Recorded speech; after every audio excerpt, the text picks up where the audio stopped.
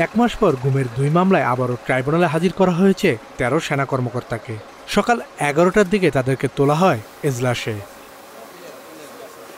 এদিন গুমের মামলায় গ্রেপ্তার ১৩ সেনা কর্মকর্তারা পরবর্তী শুনানিতে সশরীরে না এসে ভার্চুয়ালি হাজিরার আবেদন করেন ট্রাইব্যুনালের কাছে। এর জবাবে আন্তর্জাতিক অপরাধ ট্রাইব্যুনাল বলেন, সাবেক প্রধান বিচারপতি, সাবেক মন্ত্রীরা যদি এখানে আসতে পারেন তাদের সমস্যা কোথায়? কারণ তারা ভার্চুয়ালি হাজিরা দিতে চেয়েছেন। আদালত কমেন্ট করেছেন যে আইন সবার জন্যই সমানভাবে প্রযোজ্য হবে। যেহেতু বাংলাদেশের সাবেক প্রধান বিচারপতি কারাগারে আছেন, তাকে কোর্টে অ্যাটেন্ড করতে হয় ফিজিক্যালি। অ্যাপেলেট ডিভিশনের বিচারক, সিনিয়র মন্ত্রী, বিভিন্ন পর্যায়ের মানুষ যারা আসামি হয়েছেন তারা রেগুলারলি আদালতে সশরীরে হাজিরা দেন।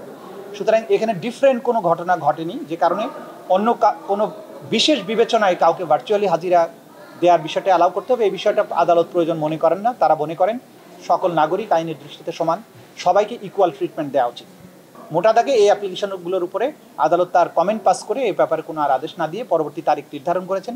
সেই তারিখ দুটোতে আসামিদের সশরীরে হাজির থাকতে হবে এবং সেই দিন অভিযোগ গঠনের উপরে শুনানি অনুষ্ঠিত হবে। পরে এই ২ মামলায় সাবেক ও বর্তমান ২৫ সেনা কর্মকর্তা সহ ৩০ জনের বিরুদ্ধে অভিযোগ গঠনের শুনানির জন্য ৩ ও ৭ ডিসেম্বর দিন ধার্য করেন ট্রাইব্যুনাল। এই মামলায় শেখ হাসিনা সহ পলাতক আসামিদের জন্য নিয়োগ দেওয়া হয়েছে রাষ্ট্রনিযুক্ত আইনজীবী।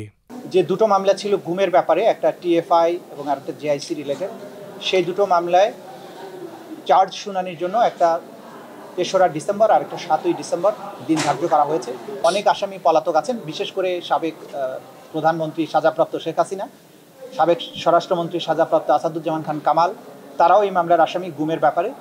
তাদের ব্যাপারে স্টেট ডিফেন্স লয়ার নিয়োগ দেওয়া হয়েছে এবং ওনারাদের বাইরেও অনেক আসামি যে কয়েকজন আছেন তাদের মধ্যে অনেকেই পলাতক আছেন, তাদের ব্যাপারেও স্টেট ডিফেন্স লয়ার নিয়োগ দেওয়া হয়েছে। আমি বলছিলাম প্রথমে যে on behalf of Sheikh Hasina, বলছে যে এটা তো আপনি পারেন না, বিকজ শি ইজ ফিজিটিভ। আমি তখন বলছি যে ওকে, প্রসিকিউশন এসে বললো যে স্টেট ডিফেন্স হিসাবে আমার কোনো আপত্তি নেই। এ সময় চিফ প্রসিকিউটর বলেন, বাংলাদেশে সবচেয়ে বেশি গুমের অভিযোগ রয়েছে সাবেক সেনা কর্মকর্তা জিয়াউল আহসানের বিরুদ্ধে, যার তদন্ত এখনো চলছে।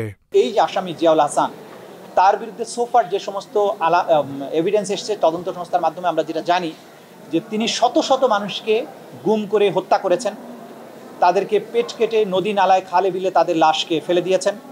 এই জাতীয় অসম্ভব শক্তিশালী এভিডেন্স আমাদের কাছে আছে। এরকম একটা দুর্ধর্ষ খুনি বা দুর্ধর্ষ যে আসামি, যার বিরুদ্ধে এত খুনের অভিযোগ আছে, গুমের অভিযোগ আছে, তার ব্যাপারটা তদন্ত সংস্থাকে তার মতো করেই ডিল করতে দিতে হবে।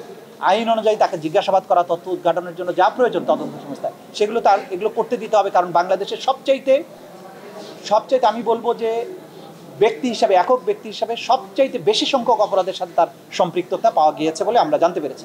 সুতরাং এই বিষয়গুলো যতটুকু সম্ভব তাকে সতর্কতার সাথে জিজ্ঞাসাবাদ করার ব্যাপারে তদন্ত সংস্থার যে স্বাধীনতা আছে আইন অনুযায়ী, সেটা যেন তদন্ত সংস্থা ভোগ করতে পারে। মানবতা বিরোধী অপরাধের দায়ে হাসিনা ও আসাদুজ্জামান খান কামাল সহ ৩ জনের রায় ঘিরে সামাজিক যোগাযোগ মাধ্যমে ছড়িয়ে পড়া বিচারকদের নিয়ে অবমাননাকর ছবি ও ভিডিও দ্রুত সরিয়ে ফেলার নির্দেশ দিয়েছেন আন্তর্জাতিক অপরাধ ট্রাইব্যুনাল ১। একই সাথে আগামী ৩ ডিসেম্বরের মধ্যে এই সংক্রান্ত প্রতিবেদন দিতে বলা হয়েছে। এই ট্রাইব্যুনালের সম্মান যেটা জনমনে, সেটাকে বিঘ্নিত করার জন্য, সেটাকে হানি করার জন্য নানান ধরনের অপপ্রচারমূলক পোস্ট দেওয়া হচ্ছিল, এটা ট্রাইব্যুনালের নজরে এসছে। এই সবগুলো বিষয়কে সামনে নিয়ে আদালত সুমত, অর্থাৎ নিজের থেকে আদালত স্বপ্রণোদিত হয়ে একটা আদেশ দিয়েছেন। আমাদের তথ্য প্রযুক্তি মন্ত্রণালয়ের সচিব, বিটিআরসি চেয়ারম্যান, এই দুজনের প্রতি ডাইরেকশন দিয়েছেন যে সামাজিক মাধ্যমে এই ধরনের যত ব্যঙ্গাত্মক পোস্ট আছে সেগুলোকে রিমুভ করার জন্য এবং ভবিষ্যতে যাতে। কাজী পাপ্পু, বাংলা এডিশন।